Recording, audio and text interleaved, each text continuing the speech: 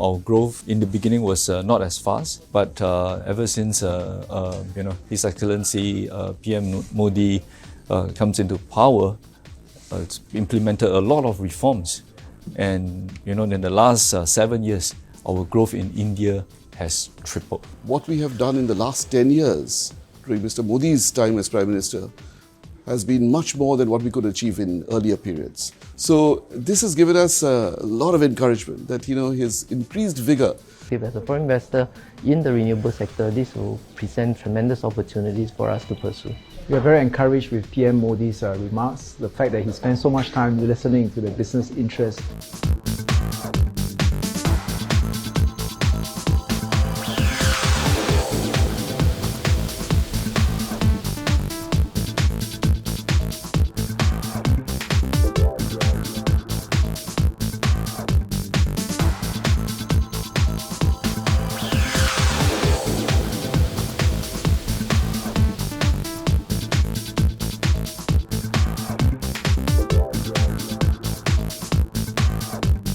I was really very impressed with and encouraged by what Mr. Modi said.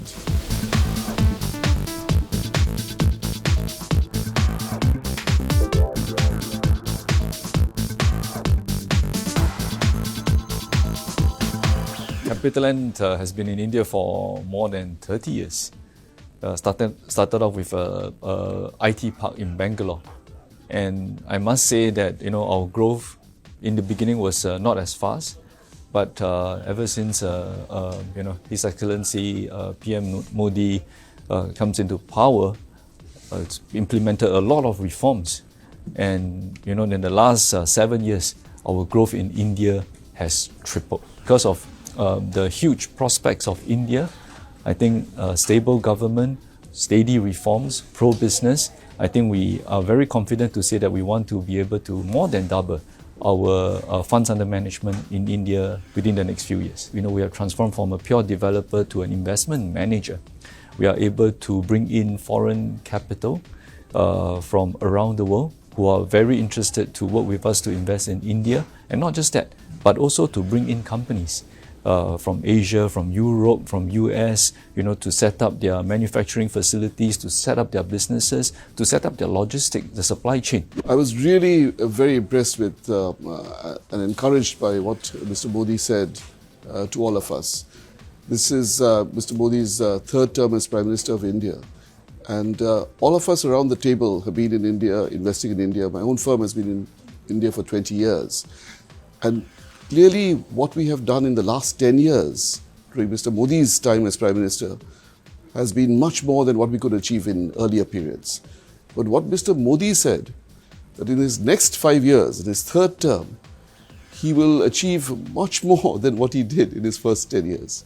So this has given us a lot of encouragement that his increased vigour and his focus on so many different aspects, whether from space to air travel to housing to AI, digital India, just so many opportunities for us and for all of my colleagues, the 20 businesses who are present today, that we will be going back really very encouraged with the opportunities that India presents to us as Singapore companies and as we're looking to expand beyond the shores of Singapore. I would argue that the power industry deserves a re-rating in India.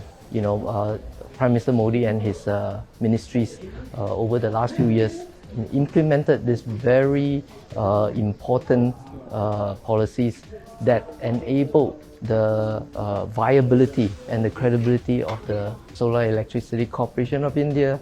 And now with the success of that, we wanted to bring in NTPC, NHPC, HJVN to also mirror the effort by SECI. So from that perspective, as a foreign investor in the renewable sector, this will present tremendous opportunities for us to pursue.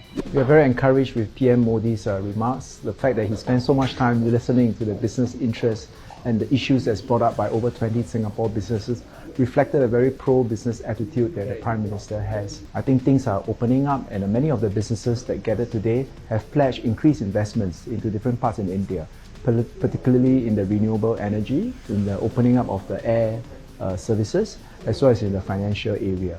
I think we are very encouraged by that. And I think one particular area that PM Modi spent a bit time talking was in skills development.